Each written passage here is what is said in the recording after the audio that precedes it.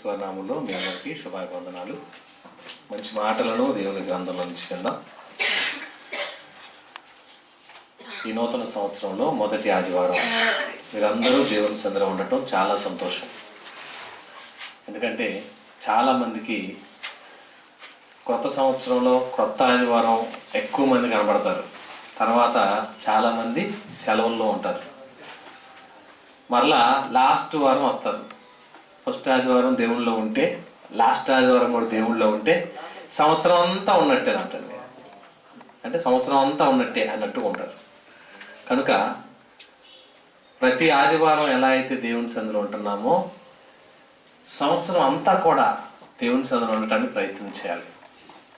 చాలా చక్కని విషయం. మరి మీరందరూ కూడా బయట కూర్చోకుండా అందరూ లోపల కూర్చోవడం చాలా మంచిది. ఎందుకంటే మరి అంజబాబు గారు ఉంటేనే తప్ప లోపల కూర్చుంటే ఎవరు లేదు కనపడతలే నాకు. అంతే కదమ్మా.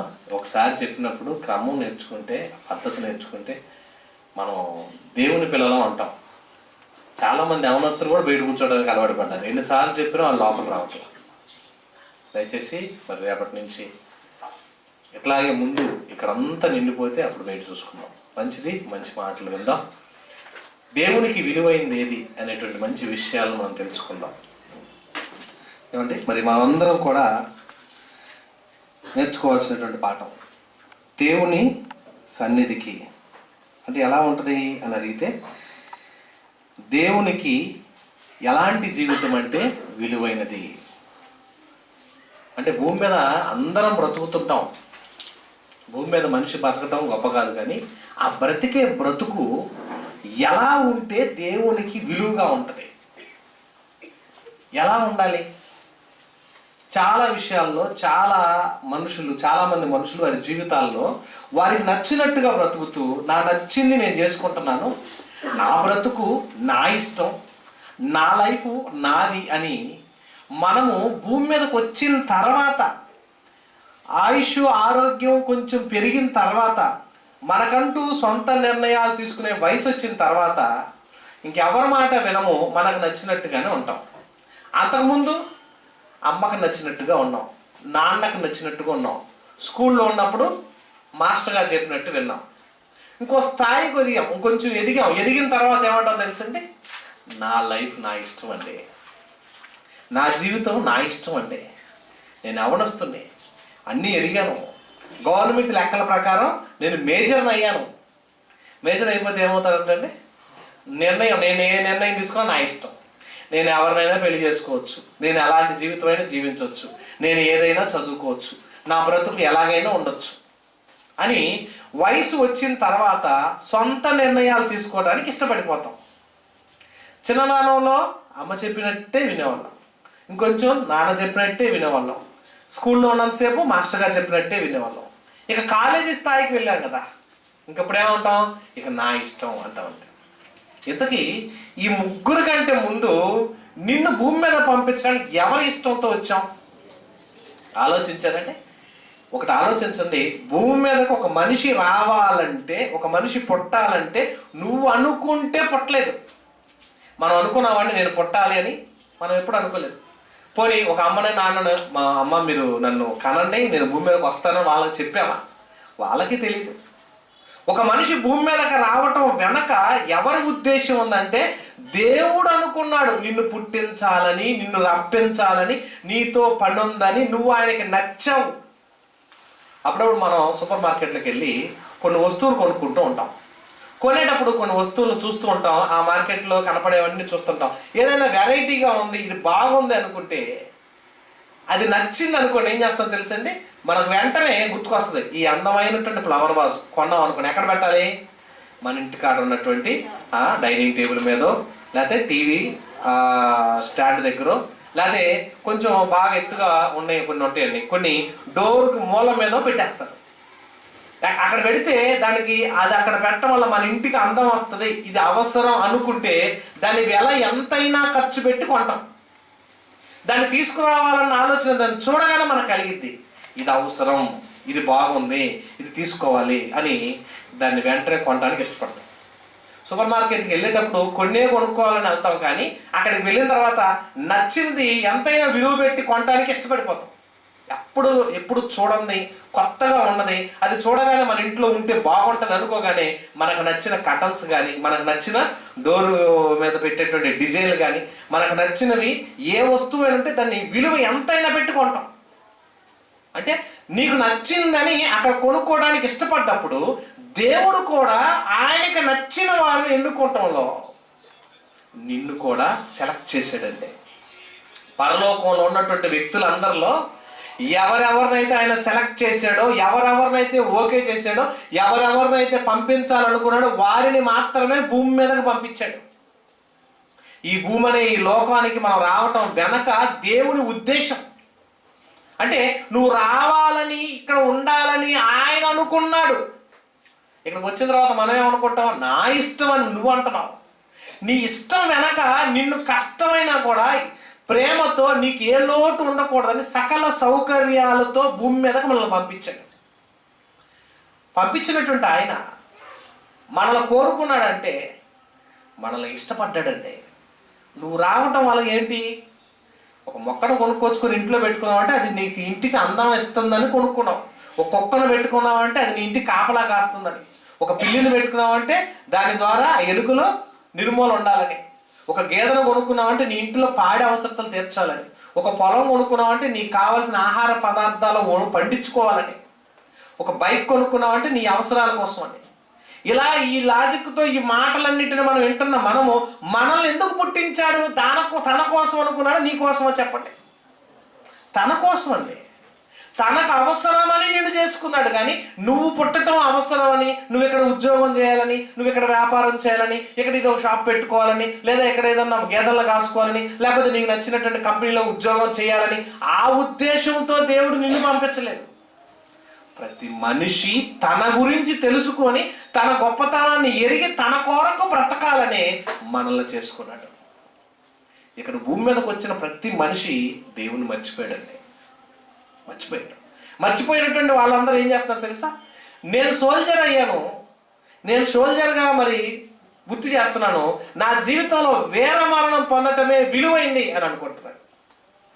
భూమి మీద ఏది విలువైందని మనుషులు అనుకుంటారంటే, నేను సోల్జర్గా చేశాను, మరి జవాన్గా ఉంటున్నాను, మరి నేను నేవీ దళంలో ఉంటున్నాను, లేకపోతే ఎయిర్ ఫోర్స్లో ఉంటున్నాను, లేకపోతే మరి భూమి మీద మరి జవాన్గా ఉంటున్నాను. ఎలా అయితే నేను మిలిటరీలో చేరానో ఇందులో నేను బ్రతకటమే గొప్ప, ఇందులో వీరమరణం పొందితే భూమి మీద ఉన్నటువంటి వ్యక్తుల్లో నేను గొప్పవాణ్ణి అని అనుకుంటున్నాను.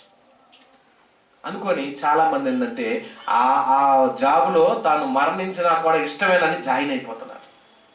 కొంతమంది డాక్టర్ వృత్తి చేస్తూ ఆ డాక్టర్ వృత్తిలో నేను మంచి పేరు ప్రఖ్యాతలు సంపాదిస్తే నాకంటే ఇంకెవరు విలువైన వాళ్ళు, నాకంటే ఎవరు గొప్ప వాళ్ళని ఆ స్థాయిలో వాళ్ళు మంచి డాక్టర్ని అనిపించుకుంటే విలువైంది అని అనుకుంటున్నారు. ఒక బిజినెస్ మ్యాన్ అయితే ప్రపంచం అంతట్లో కూడా నేను గొప్ప బిజినెస్ మ్యాన్ అనుకుంటూ ప్రపంచం అంతటికి నేను పేరు ప్రఖ్యాతలు గలవాడిని అయితే ఇది విలువైంది అని అనుకుంటున్నాడు. ఇంతకీ విలువైనది అనుకుంటూ తన వృత్తిలో తాను గొప్పవాడు అనిపించుకోవటం వలన గొప్పది విలువైనదనే ఉద్దేశాలతో మనకి ఇష్టపడిపోతున్నాం. దాన్ని ప్రోత్సహించే వాళ్ళు కొంతమంది ఉంటారు కాబట్టి వాళ్ళు చప్పట్లు కొడుతుంటారు. కాబట్టి నువ్వు విలువైనది సాధించావనగానే వాళ్ళు చప్పట్లు కొడుతుంటే ఆ చప్పట్ల ఆనందంలోనే గొప్పవాడిని అవ్వాలనుకుంటారు. మరి కొంతమంది అయితే రాజకీయ నాయకుడిగా ఎదిగి ప్రజల మన్నలను పొందుతూ చిరస్థాయిగా ప్రజల కొరకు సేవ చేస్తే నా విగ్రహాల సైతం ఊర్లు అంటించుకొని నిలబెట్టుకుంటే నేను అది అలాంటి బ్రతికితే నాకు విలువైంది అని అనుకుంటున్నారు. అలా విలువైందా? మన బ్రతుకు ఎలా విలువైంది? ఏం చేస్తే విలువైందిగా ఉంటాం ఈ భూమి మీద? మరి ఉద్యోగస్తులు, ధనవంతులు, అధికారులు, నాయకులుగా, లేకపోతే సాఫ్ట్వేర్ ఉద్యోగస్తులను కొన్ని లక్షల రూపాయలు సంపాదించే స్థాయికి మనం ఎదిగితే మంచిదనో ఇలా ఊహించుకొని అది విలువైందని ఊహించుకొని బ్రతుకుతూ లోకంలో దేవుడిచ్చినటువంటి అవకాశం కంటే మన అవకాశమే విలువైంది అనుకొని బ్రతకటమే చాలా మంది చేస్తున్న పెద్ద తప్పు. ఎందుకంటే అసలు మన జీవితం వెనక దేవుడు కొరకు ఆలోచన ఎవ్వరికి లేదండి ప్రజల్లో. ఇంకా మీరు ఇంతగా రాగలిగారంటే, రక్షించబడ్డారంటే దేవుడు మిమ్మల్ని అవకాశాలు ఎన్నుకున్నాడు కనుక భూమి మీద పుట్టించడం ఒక ఎన్నిక అయితే, ఇలా మీరు రక్షించబడి ఇక్కడ రావటం మరొక మంచి ఎన్నిక అయింది. ఈ ఎన్నికలో ఎలాంటిది విలువైంది అని అంటే, భూమి మీద ఒక స్త్రీ యేసుప్రభు వారు ఆయన ఇంటికి వచ్చినటువంటి ఆ ఇంట్లో ఉన్నటువంటి ఆయనకి ఆయన గొప్పతనాన్ని చూసి ఆయన ఎంత గొప్పవాడో ఎరిగి ఆయన కొరకు మిక్కిలి విలువైనటువంటి అత్తను తీసుకొచ్చి పగలగొట్టి ఆయన కాళ్ళకు పోసి రుద్దుతుందండి. ఏమండి, పాదాలకు విలువైన రక్తం రాయటం అంత విలువైందా? చూద్దాం. యోహాను సువార్త 12వ అధ్యాయము. యోహాను సువార్త 12వ అధ్యాయము 3వ వచనం చూడండి, ఎంత మంచి మాట అంటున్నాడు ఇక్కడ. అప్పుడు మరియా ఎలాంటిది అంటే అది విలువైంది అని అన్నాడు. మనం బ్రతకటం విలువగా చూసుకున్నాం, లోకంలో చూస్తున్నాం. ఇక్కడ విలువైన వస్తువు ఉంది. మిక్కిలి విలువైందంటే ఆ రోజుల్లోనే అంత విలువైందంటే ఆ అత్తరు ఎలా ఉంటుందండి? ఎంత గొప్ప పేరు అది. ఎంత తీసుకొచ్చిందంట అందులో? సేరున్నారంటే ఎంత ఉంటాయండి? ఒక చిన్న బాటిలే విలువైన వస్తువు, అత్తరు చాలా రేటు ఉంటుంది. సేరున్నారంటే ఎంతమ్మా? లీటర్న్నరా? కేజీన్నర? లీటర్న్నర అంటారు అనుకుంటా. సేరున్నర అత్తర అంటారు. లీటర్న్నర అత్తరం తీసుకొచ్చి ఆయన పాదాల మీద పూసి తల వెంట్రుకతో చూశారండి. అంటే విలువైనది కాస్త ఎవరి పాలు చేసింది ఆమె? యేసుప్రభు పాదాలు పూస్తే అంతకన్నా గొప్పే ఉంటాయి. విలువైనది మనం ఏం చేస్తాం తెలుసండి? ఖరీదైన దాన్ని దేన్ని వాడం. ఖరీదైంది అనుకున్న దాన్ని దాచిపెట్టుకుంటాం. సెంట్ అనేది ఎన్ని సంవత్సరాలు నిల్వ ఉంటుంది, ఎంతకాలం నిల్వ ఉంటుంది, పాడవుతాం. దాన్ని జాగ్రత్తగా వాడుకుంటారు. అయితే ఆ సేరున్నర అత్తరు తీసుకొచ్చి అంత విలువైనది, ఖరీదైంది, క్రీస్తుకు సమానమైంది కాదనిపించింది ఆమెకి. ఆయనకంటే విలువైంది ఏముంది, ఆయనకంటే గొప్పది ఏముంది? ఆయన పాదాలు కడగటానికి కూడా అది పనికి మరి ఉపయోగపడతాం, గొప్ప భాగ్యం. కానీ ఆయన పాదాల మీద పోసేసిందండి. ఎవరన్నా మనం విలువైంది అయితే ఏం చేస్తామంటే చేతి మీద వేసుకొని గుడ్డ పెట్టుకొని ఉద్దుతాం. ఆమె ఏం చేసింది తెలుసంటే ఉన్నది మొత్తం పోసేసింది, అర్పించేసుకుందంటే. విలువైనది అనుకున్నది నా దేవుడి కంటే ఎక్కువే ఉంది, నా దేవుడి కంటే ఈ భూమి మీద గొప్పదేముందని తన కొరకు అర్పణ చేసేసుకుందండి. అంటే తన మనసులో గొప్పది అనుకున్నది ఏదైనా కూడా దేవుని ముందు తక్కువే అనుకుంది. లోకంలో మనం ఏదో గొప్పది అనుకుంటాం, ఏదేదో విలువైనది ఎంతో గొప్పది అనుకుంటాం. కానీ దేవుడి దగ్గరికి వచ్చేప్పటికి ఆమె దేవుడి కంటే ఎక్కువైంది ఏది లేదని తనకున్నటువంటి విలువైనటువంటి వస్తువులు ఇచ్చేసింది. ఇప్పుడు తన దగ్గర ఉన్నది విలువైనది అదే. ఇప్పుడు మనకు విలువైనది ఏంటి? భూమి మీద ఏదైతే ఆమె దగ్గర విలువైనది ఉందో ఆయనకి ఇచ్చేసినప్పుడు మనకు విలువైనది భూమి మీద ఏముంది? భూమి మీద అన్నింటికంటే విలువైనది ఏదండి? ప్రాణం. కోట్లు ఇచ్చిన దక్కదు. అంతటి విలువైనటువంటి ప్రాణం భూమి మీద దేవుని కొరకు ఎవరైనా ఇచ్చేవాళ్ళు ఉన్నారా? కానీ దేవుడు ఏం చేశాడు తెలుసా? అసలు భూమి మీద విలువైనది ప్రాణం గనక ఆ ప్రాణాన్ని తన కుమారుడు ద్వారా నీ కొరకు ఇప్పించాడండి. ఎంత విలువైందండి అది. దేవుడు అంతటి వాడే తన కుమారుని పంపించి నిన్ను కొనాలంటే, నిన్ను కొనటానికి, ఒక వస్తువు కొనటానికి ఏం చేశాడంటే విలువ కలిగిన ప్రాణమా? ప్రాణానికి అంత విలువ ఉందా? చూద్దాం బైబిల్లో. కొరింథీయులకు రాసిన మొదటి పత్రిక 6వ అధ్యాయము.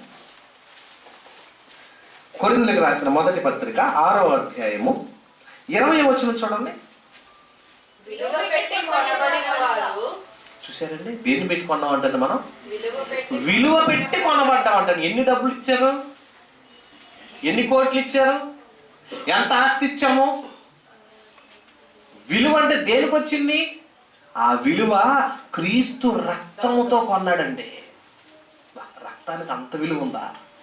రక్తం దేహానికి ప్రాణం అయితే విలువ ఎక్కడ ఉందంటే నిన్ను కొనటానికి, నిన్ను సంపాదించుకోవడానికి ఈ భూమి మీద ఏది ఇచ్చినా చాలదని తన కుమారుడు యొక్క క్రీస్తు రక్తం మిక్కిలి విలువైనది.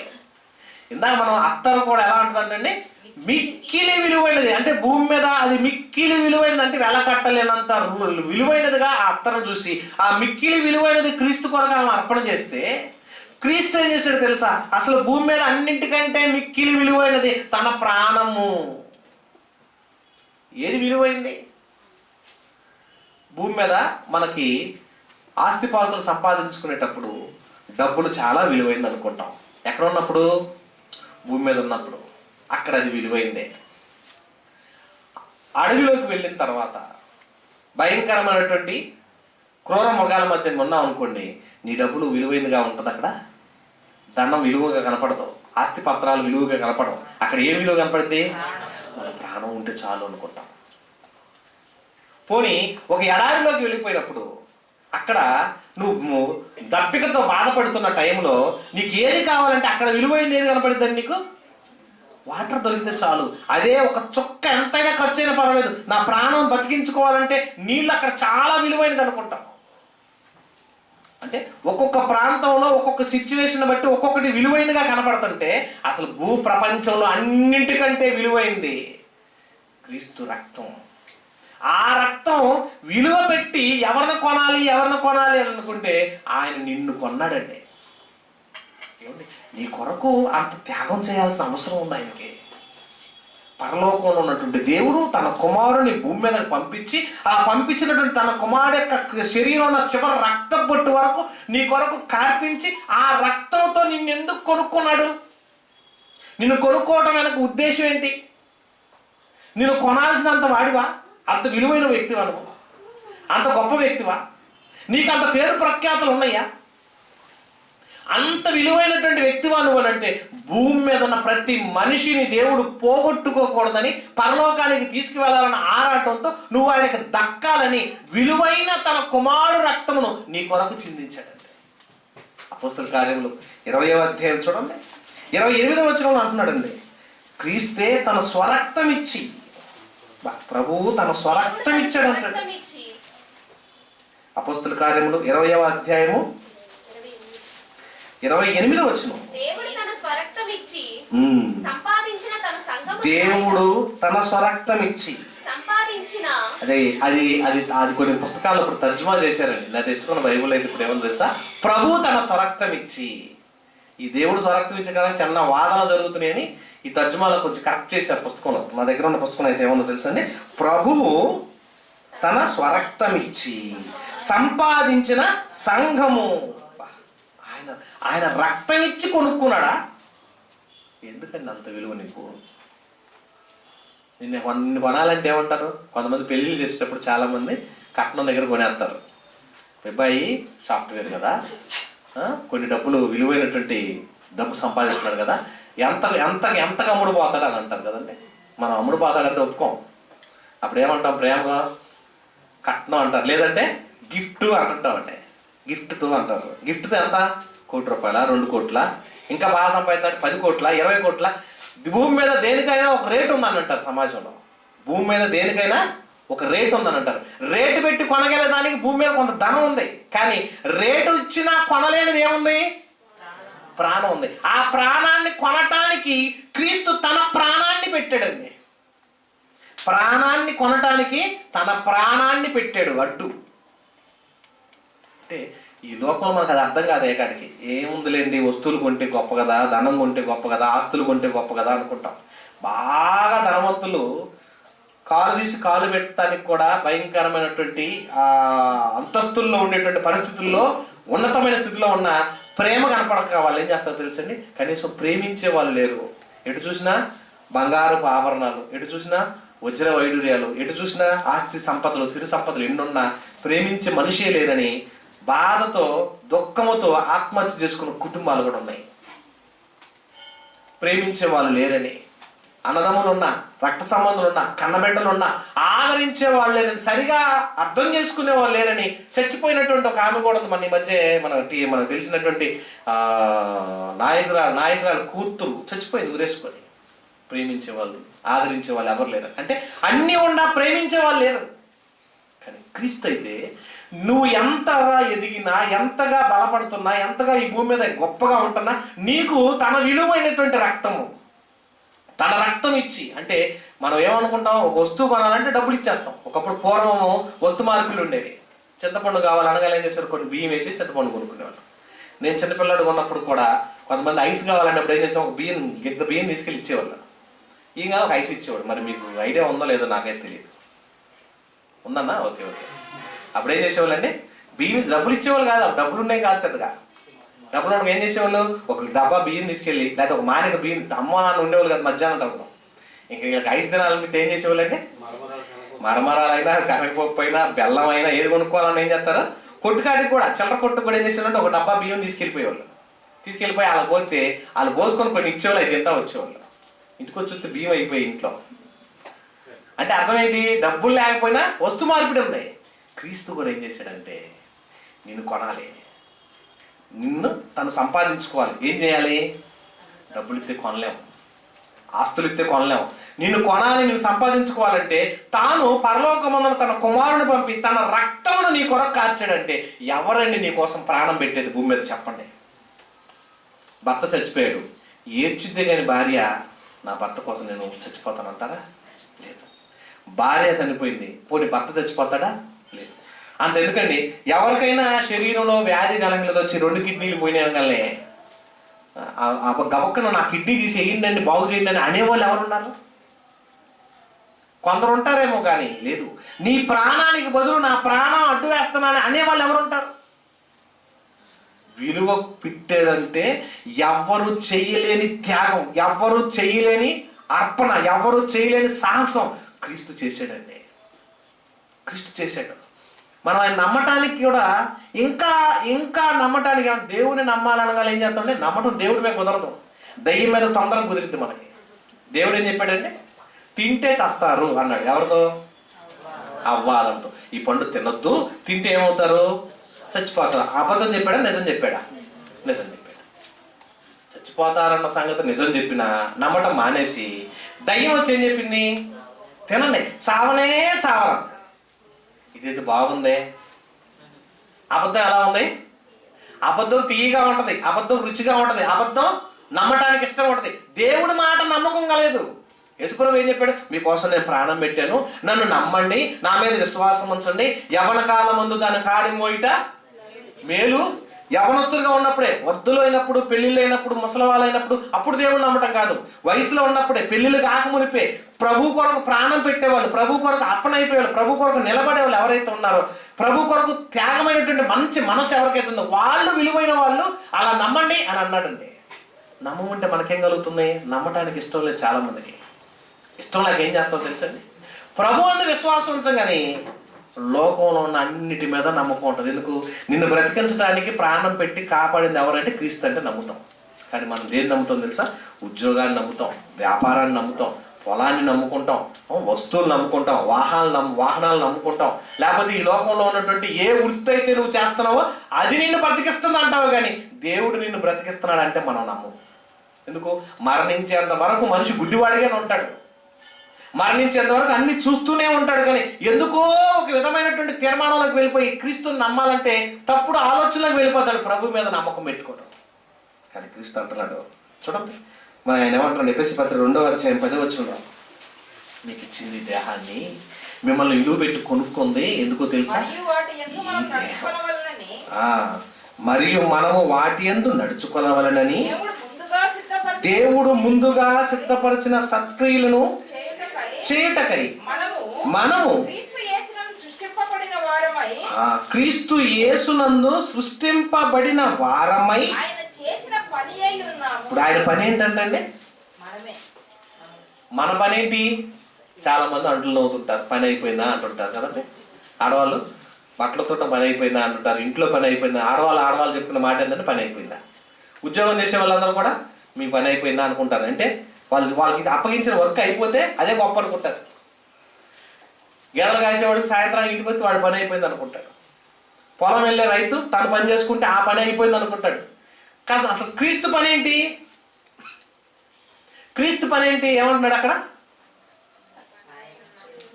ఆయన చేసిన పని, ఆయన నిన్ను సృష్టించటమే ఆయన పని, నిన్ను కలిగించటమే ఆయన పని. ఆయన కొరకు మళ్ళీ చేసుకున్నాను నిన్ను. మనం ఏమనుకుంటాం, నా కొరకు నేను బ్రతుకుతున్నాను అంటాం, కానీ నేను దేవుని కోసం బ్రతకాలని తీర్మానం ఎవరికి వస్తుందంటే రాదు. భక్తులు, ఏ భక్తుడైనా అబ్రహాము దేవుణ్ణి సంతోషపెట్టాలి అని బ్రతికాడు. ఇసాకు దేవుణ్ణి మహిమపరిచే విధంగా బ్రతికాడు. యాకోబు దేవుణ్ణి సంతోషపెట్టాలి, మోషే దేవుణ్ణి సంతోషపెట్టాలి, సంసోను దేవుణ్ణి సంతోషపెట్టాలి. అంటే భూమి మీద ఉన్న భక్తులందరూ వారి బ్రతుకులో, వారి జీవితంలో వాళ్ళు ఏమనుకున్నారు తెలుసా? నా ఇష్టం, నా బ్రతుకు, నా లైఫ్, నా జీవితం అని వాళ్ళు అనలేదండి. ఏమన్నారు తెలుసా? దేవుణ్ణి సంతోష పెట్టడానికి ఏ పనైనా చేశారో, వారి విలువైన ప్రాణాల సైతం అర్పించేశారండి. విలువైందంటూ భూమి మీద ఏముంది? ఇంకా ప్రాణం. ఆ ప్రాణాన్ని క్రీస్తు కొన్నాడు, ఆ ప్రాణాన్ని క్రీస్తు పెట్టి నిన్ను కొనుక్కున్నాడు. ఇదే ప్రాణాన్ని ఆయన కొరకు నిన్ను ఇవ్వమన్నాడు. మనం ఏమంటాం? కనీసం దేహంతో దేవుణ్ణి మహిమపరచండి. కిందకు అంటున్నాడు చూడండి ఆ మాట. మీరు ఏమన్నాడంటే, క్రీస్తునందు మనం సృష్టించబడిన వారమై ఆయన చేసిన పని అయి ఉన్నాము కనుక మనం ఏం చేయాలి? చాలే మదొద్దులే. ఇంకా చూడండి కొరింథీ పత్రిక, కొరింథీ మొదటి పత్రిక 7వ అధ్యాయము 23వ వచనం చూసినట్లయితే ఇక్కడ కూడా అంటున్నాడు, మీరు విలువ పెట్టి కొనబడిన వారు కనుక. అదండి ఏమన్నాడు తెలుసండి? మనుషులకు దాసులు కాకండి. సహోదరులారా, ప్రతి మనుషుడు ఏ స్థితిలో పిలువబడినో ఆ స్థితిలోనే దేవునితో సహవాసము కలిగి ఉండవలెను. నువ్వు ఏ స్థితిలో పిలువబడ్డావు? బాధాకరమైన పరిస్థితిలోంచి పిలువబడ్డావా? ఆ పరిస్థితిని మర్చిపోవద్దు. దేవుడితో సహవాసము. భయంకరమైన ఒత్తిడిలో నుంచి, ఇబ్బందుల్లోంచి దేవుని కొరకు పిలువబడ్డావా? రక్షించబడ్డావు. రక్షించబడతాం అంటే ఆయన పిలిచాడు నిన్ను. అయ్యా నా కోసం మారండి. మారండి అంటే చాలామంది ఏంటో తెలుసండి, ఒక ఉన్నతమైన కుటుంబం నుంచి మనం రక్షించబడ్డాం అనుకోండి, మన బంధువులు అందరూ ఏమంటారు తెలుసండి? ఎందుకు మారాము? మనకు గొప్పది కదా, మనకు గొప్ప స్థితి ఉంది కదా, ఎందుకు మారారు మీరు? మీకు ఏమైనా రోగాలు వచ్చినాయా? మీ ఆరోగ్యాలు ఏమైనా పాడైనయా? మీకు ఎక్కడ చేయలేని బాధలన్నీ వచ్చినాయా? ఆ కష్టాలన్నీ వచ్చినాయా? అందుకు నమ్మారా అంటుంటారండి. బంధువుల దగ్గరికి వెళ్ళినప్పుడు వాళ్ళు ప్రశ్నలు వేసేది అదే.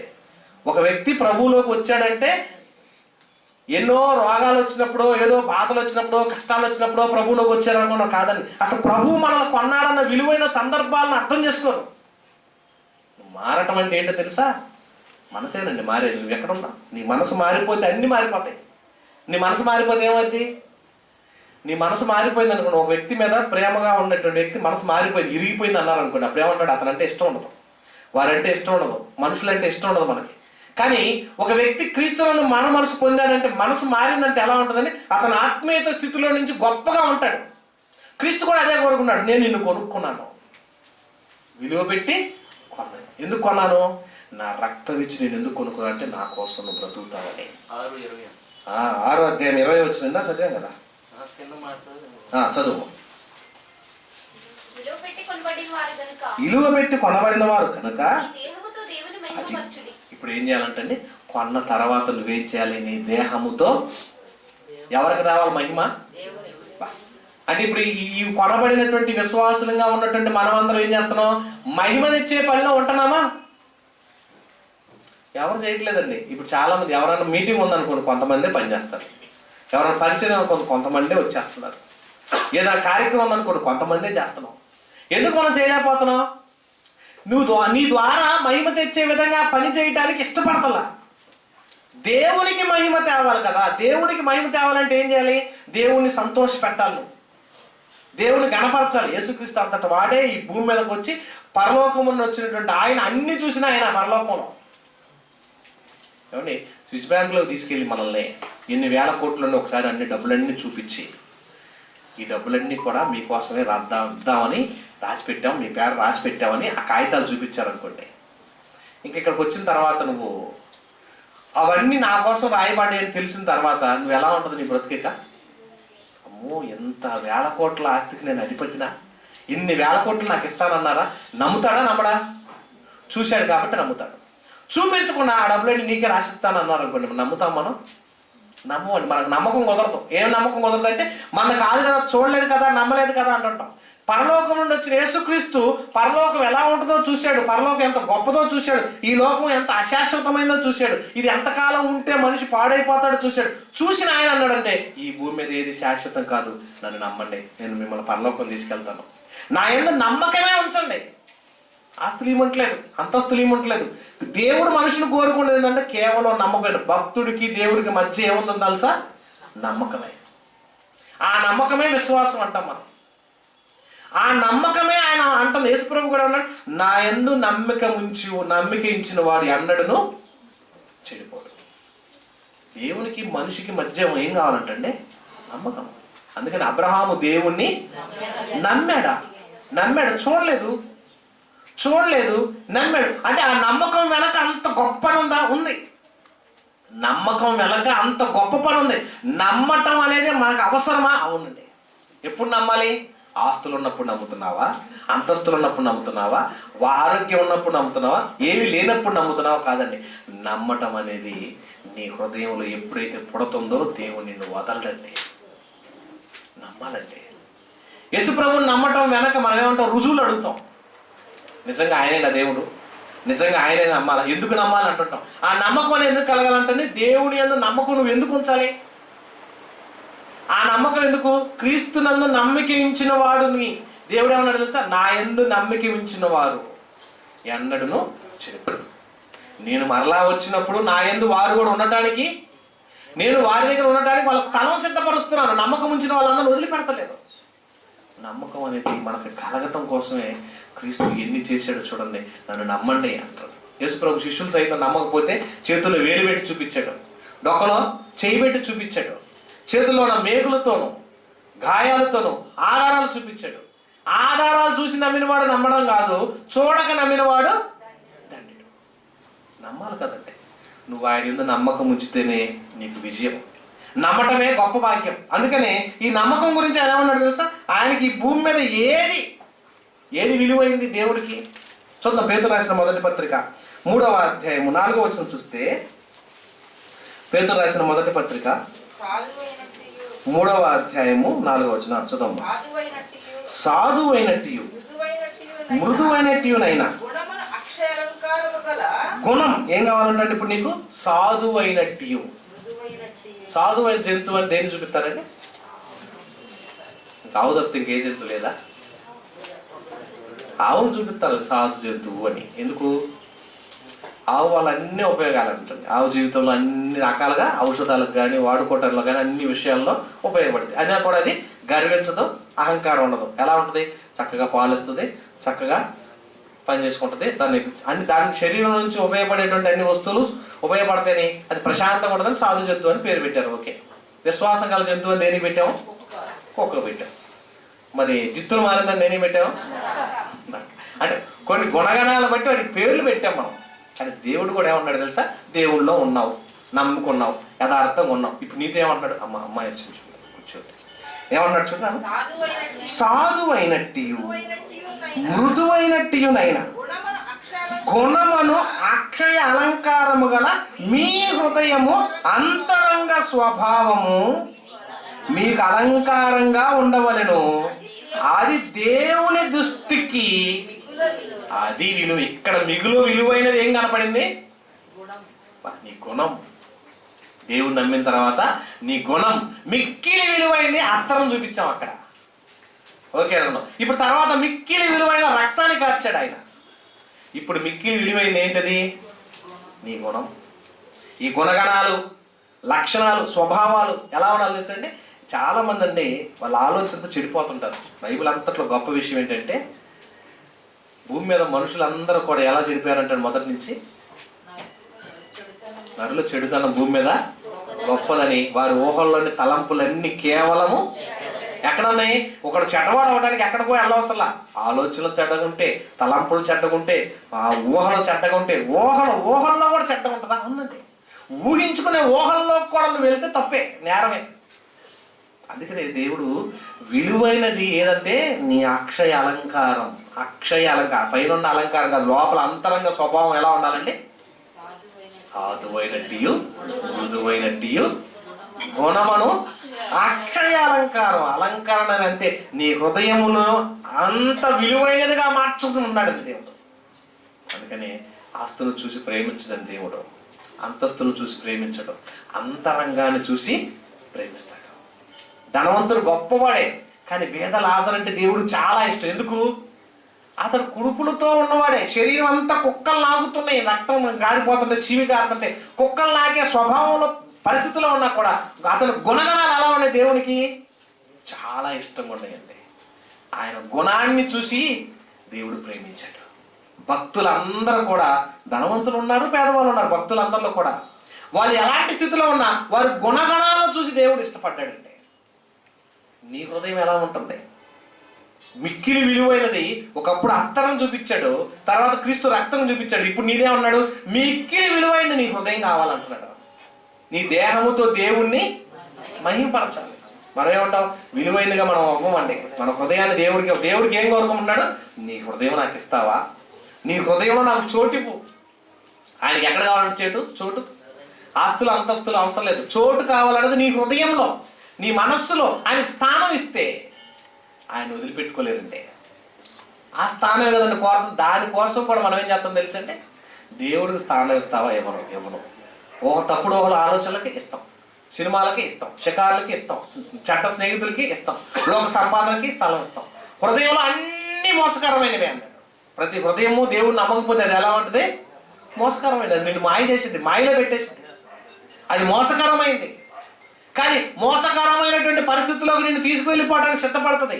కానీ దేవుడు ఏమన్నాడు? ఆ మోసం చేసే హృదయాన్ని నాకు ఇవ్వండి, అందులో నాకు స్థానం ఇవ్వండి. అది విలువైనది. అంటే భూమి మీద ఏది మనిషికి భూమి మీద మన దేవుడికి మెచ్చిన విలువైనది ఏదంటే నువ్వే విలువైన వాడే. నీలో ఉన్న అంతరంగము మరింత విలువైంది. ఆ విలువైనదిగా నీ దేహం ఉండాలని ఆయన కోరుకుంటున్నాడు. కనుక ప్రియమైన దేవుని వాళ్ళరా, దేవుడు ఏమంటున్నాడు చూడండి, భూమి మీద ఉన్న వాళ్ళందరూ చూడండి. యోహాను మొదటి పత్రిక 2వ అధ్యాయము 15వ వచనం చూసినట్లయితే, యోహాను మొదటి పత్రిక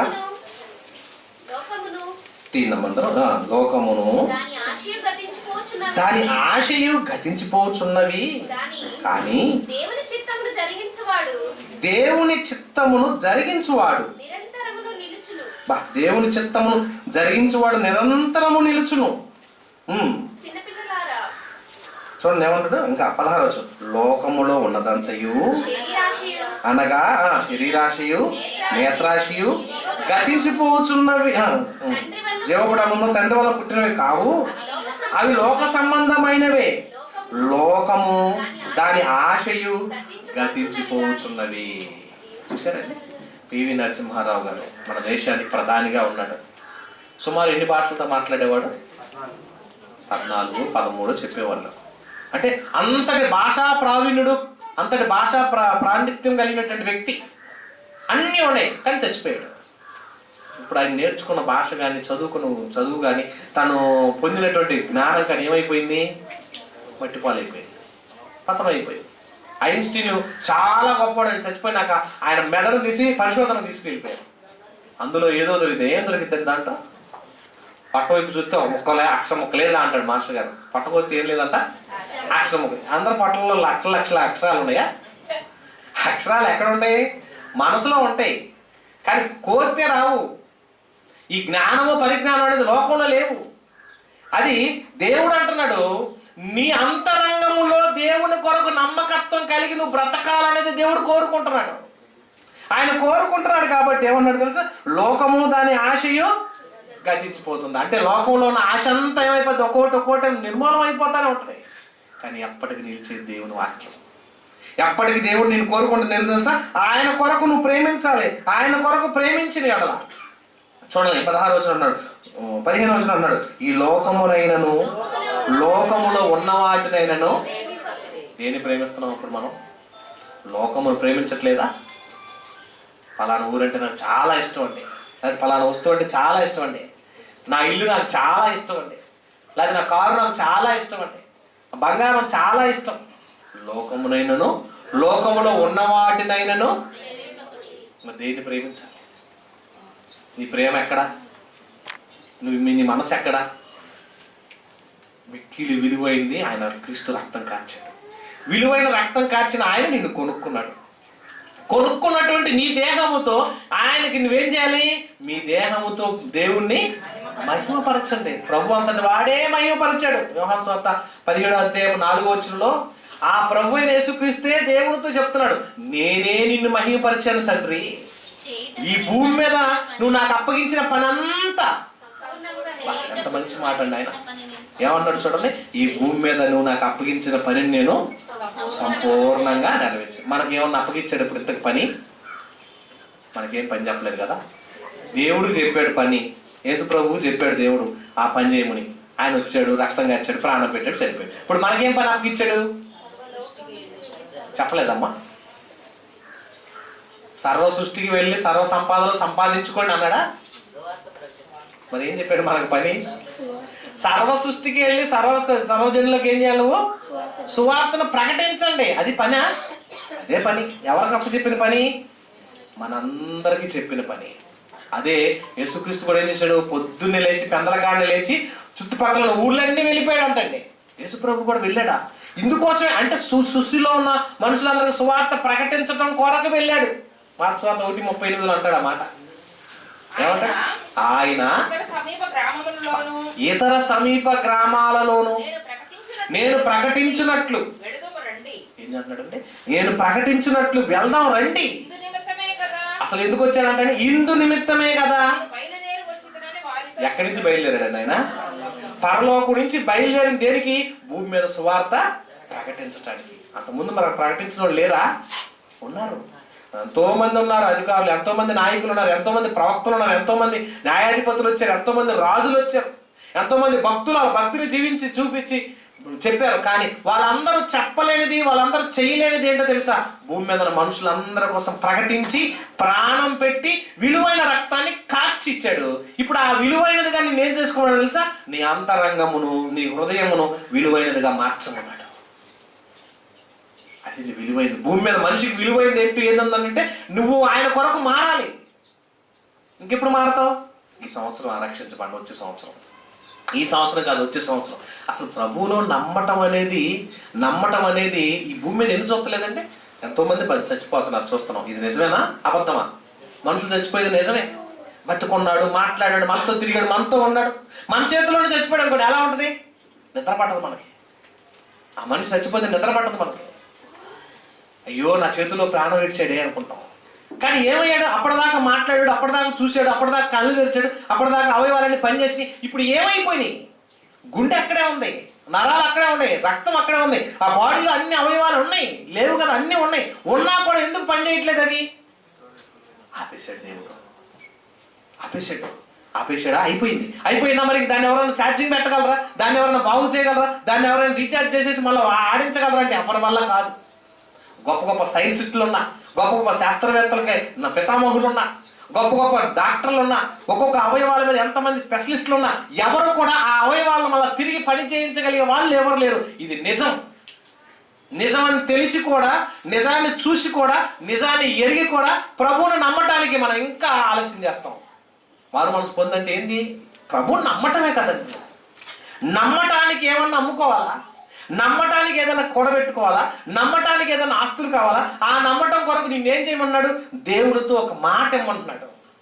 అయ్యా నేను నీ కోసం బ్రతుకుతాను. బాప్తిసం అంటే ఏంటండి? మాట. ఆయనతో నీతో ఆయనకు ఒక ఒప్పందం. ఇంకేమన్నాడు? ఒప్పందమే కదండి. ఏం చేశారండి? మనకు కూడా పెద్దవాళ్ళు చెప్పుకుంటారండి, ఇచ్చానమ్మ వాయినం, పుచ్చుకున్నానమ్మ వాయినం అంటారు. అంటే నా బాకి నేను తీర్చేసుకున్నాను అంటారు ఆడవాళ్ళు చాలా మంది. ఐదో కుటుంబాల్లో వాయినాల పద్ధతి ఉంటుంది. అంటే మరి అత్తలకు ఎవరో ఇస్తారో తెలియదు, కానీ కోడళ్ళు ఆడబిడ్డలకు ఇవ్వటమో లేకపోతే ఎవరో ఒకరికి ఇచ్చుకుంటారు. ఇచ్చుకునేటప్పుడు ఏమంటారు? అదంటే బాకీ ఉండకూడదు అంటండి. ఆ బాకీ ఉండకూడదు, ఇచ్చేసుకుంటారు. తీస్తే ఏం చేశారు తెలుసా?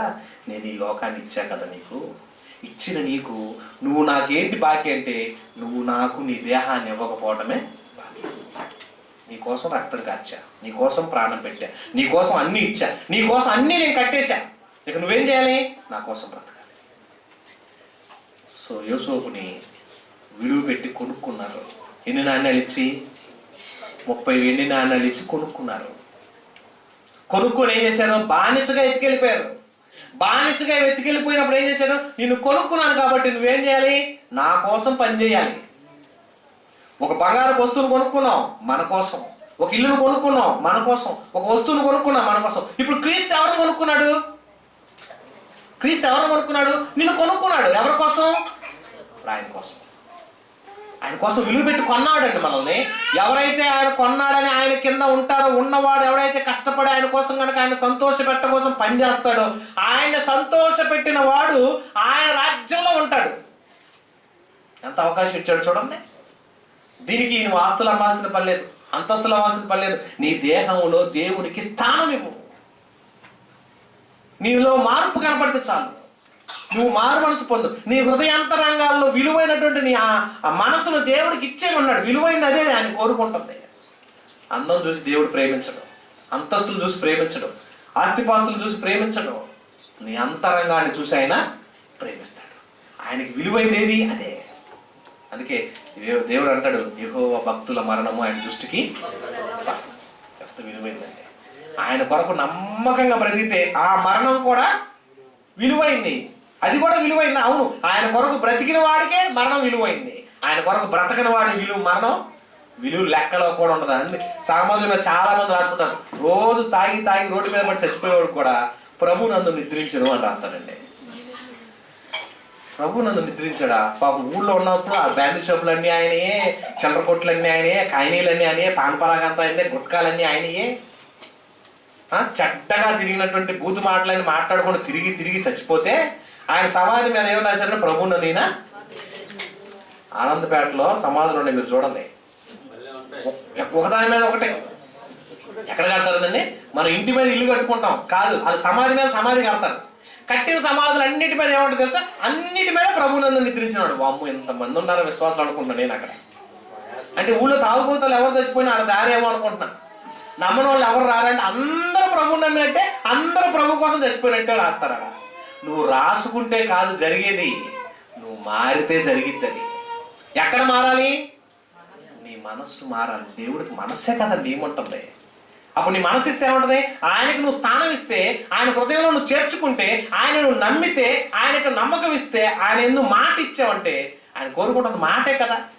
నేను నీ కోసం బ్రతుకుతానయ్యా, నువ్వు నా కోసం ప్రాణం పెట్టావు, నీ మాటలు చెప్తాను, నీ గురించి వింటాను, నీ గురించి చెబుతాను, నీ గురించి మాట్లాడతాను, నీ కోసం నేను మారుతున్నాను, నీ కోసం నువ్వు నన్ను కొనుక్కున్నావు కాబట్టి నేను నీకు లోబడుతున్నాను. ఆయన కొనుక్కున్నప్పుడు ఏం చేయాలి? మనం ఆయనకి లోబడాలండి. మనం కొనుక్కొచ్చుకున్నాం, చిన్న కుక్క పిల్లలు తెచ్చుకుంటాం, 15 ఏళ్ళు 20 ఏళ్ళు పెట్టుకొని కొనుక్కోం. అది నీకు లోబడిపోయింది, నీ చుట్టూ తిరుగుతుంది, ఎంత హాయిగా అది నా మాట వింటుంది. అదే నిన్ను కరవకపోతే ఏం చేస్తావు? గట్టిగా కొట్టి పొలు రాలగొట్టేస్తావు. నువ్వు ఆయన విలువ పెట్టి కొన్నాడు. నిన్ను కొన్నాడంటే ఎవరు కనపడతలేదు అనుకుంటారు మీరు. మీ భూమి మీద ఎవ్వరూ చేయలేని త్యాగం ఆయన చేశాడు. మనుషులందరూ పాపం పోవడానికి ఆయన రక్తం కార్చి నీ కొరకు విలువ పెట్టి ఆయన నిన్ను కొనుక్కున్నాడు. ఆయన కొన్నాడు తర్వాత తెలిసిన నీవు ఆయన కొరకు నువ్వు మారకపోతే, ఆయన సంతోష పెట్టకపోతే, ఆయన కొరకు నువ్వు ఉండకపోతే నీ జీవితాన్ని తీసుకెళ్ళి నరకంలో వేస్తాడు. యుగ యుగాలు ఏడుపు పళ్ళు కోరుకుంటుంది అక్కడ. అందులోంచి మారాలంటే నువ్వేం చేయాలి? ఆయన ప్రేమించండి. మరలా ఆ మాట చదువుదాం. యోహాను మొదటి పత్రిక 2వ అధ్యాయం 15వ వచనం చూడండి. ఏమన్నాడు? ఈ లోకములో ఉన్న వాటినైనను ప్రేమింపకడి. ఎవడైనా లోకమును ప్రేమించినలా తండ్రి ప్రేమ వానిలో ఉండదు. లోకములో ఉన్నదంతా కూడా శరీరాశ. ఏమన్నా? శరీరంలో పుట్టే తప్పుడు ఆలోచనలు, కళ్ళతో చూస్తే వచ్చే తప్పుడు ఆలోచనలు, ఇంకా దేహంలో ఉన్నటువంటి ఆలోచనలు, ఇంకా తండ్రి వల్ల ఇవి పుట్టినవి కావు కానీ అవి లోకము సంబంధమైనవే. లోకమును దాని ఆశ కూడా గతించిపోతున్నది. కనుక దేవుని చిత్తమును జరిగించువాడు ఎప్పటికీ బ్రతికేది ఎవడే అంటే దేవుని నమ్మినవాడు, దేవుని కోసం ప్రాణం పెట్టినవాడు, దేవుని కొరకు నిలబడ్డవాడు. ఆయన విలువైంది ఈ భూమి మీద ఆయన ప్రాణం ఇచ్చాడు కుమారుడిని. నువ్వు విలువైనది నీ మనసుని ఇచ్చావు. ఆ మనసు ఇచ్చి ఆయనకు విలువగా బతికావు అనుకోండి, నీకు ఎక్కడ ఉంచుతాడు? నేను తీసుకెళ్ళి అంటే భూమి మీద ఏది విలువైంది? నీ దేహంతో దేవుణ్ణి మహిమపరచుట విలువైందండి. నీ మనసును ఆయనకి ఇవ్వటం విలువైనది.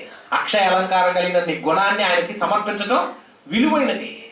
అంతటి మిక్కిలి విలువైన జీవితాన్ని దేవునికి ఇస్తావో, లేదా ఇంకా అవకాశం ఉండ మారక నేను సంవత్సరం కాదు, ఈ సంవత్సరం కాదు అని వాయిదాలు వేసుకున్నాం అనుకోండి, యవన కాలంలో ఉన్నాం మనం, లేకపోతే లోకంలో ఉన్నటువంటి వాళ్ళలో ఉన్నాం, చెడ్డ తిరుగుల్లో తిరుగుతున్నాం. లోకం అంతా కూడా పాడైపోయింది. చెడు సహవాసాలతో, చెడు ప్రవర్తనలో, చెడు మనుషుల మధ్య బ్రతుకుతున్నాం. ఆ చెడ్డ మనుషుల్లో నుంచి మనం చెడు నేర్చుకుంటాం తప్ప మంచి నేర్చుకోం. ఎవడన్నా మంచి నేర్చుకుంటాడని లోకంలో దేవుళ్ళో కాకుండా బయట మంచి ఉంది అని చెప్పడానికి ఏది మంచి చూపించండి. బైబుల్లో లేని మంచి బయట ఎక్కడ ఉంది? ఎక్కడా లేదండి. కనుక క్రీస్తునందు నమ్మకం వచ్చండి, విశ్వాసం అందు ఆయన ఎందుకు మీరు చేర్చబడితే నిత్య జీవానికి వారసులు అవుతారు. కళ్ళు మూసుకోండి, ప్రార్థన చేసుకోండి. మహోన్నతుడైన మా తండ్రి, జీవములైన మా దేవ, ఈ లోకంలో విలువైనది అంటూ ఉంటే ఒకప్పుడు విలువైనదిగా జటామాంస అత్తరను తండ్రి మరియమ్మ గారు మీ కుమారుడు పాదాలకు పూసింది. అసలు విలువైనదంటూ ఉంది అని క్రీస్తు తన రక్తమును కార్చి విలువ పెట్టి మా ఆత్మలను, మా ప్రాణములను కొని ఆయన విలువైన రక్తమును మా కొరకు కార్చాడు. మరి భూమి మీద మాకంటూ విలువైనది అంటుంటే మీకు తండ్రి సాధువైనటియో, మృదువైనటియో, అక్షయ అలంకారం కలిగినటువంటి మా హృదయములను మీకు సమర్పించుటే విలువైనదే అని కోరారు. ఆ విలువను తండ్రి నిన్ను మహింపరచటమే మరింత విలువైనది. అలా బ్రతికితే మా మరణం కూడా విలువైనది అని చెప్పుకొచ్చారు తండ్రి. అలాంటి వారి మరణాలే విలువైనదని, అలాంటి వారి బ్రతుకే విలువైనవని, అలాంటి విలువ కలిగిన జీవితాలు జీవించే శక్తిని మాకు దయచేయమని. ఇంకెందరైతే తండ్రి అమర్యాదగా, అగౌరవంతో, ఇదిగో తండ్రి అయిష్టంగా భక్తిలో ఉన్నారో మార్చండి, వాళ్ళ హృదయాల్లో మార్చండి. వారి హృదయాల్లో మీ కుమారుడు క్రీస్తుకు స్థానం ఇవ్వండి.